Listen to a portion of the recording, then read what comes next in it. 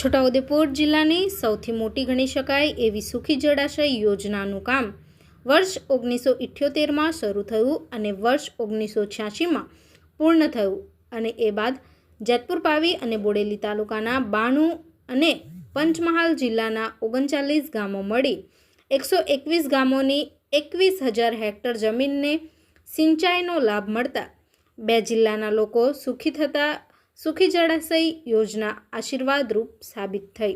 સુખી જળાશય યોજનાની ડાબા અને જમણા કાંઠાની કેનાલોના નવીનીકરણ માટે સરકારે 225 કરોડ જેટલી માતબર રકમની ફાળવણી કરતા હાલ મુખ્ય કેનાલનું સુધારણાકરણનું કામ ચાલુ છે।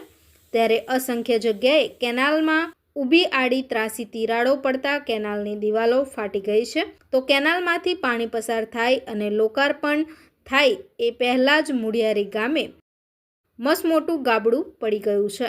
ત્યારે આ વિસ્તારના ખેડૂતોમાં એવો પણ ગણગણાટ થઈ રહ્યો છે કે પહેલાં બનાવેલી કેનાલ 35-40 વર્ષ પાણી આપ્યું પણ અત્યારે બનેલી કેનાલ સુખી કરવાની જગ્યાએ દુઃખી કરવાની બને તેવી બની રહી છે।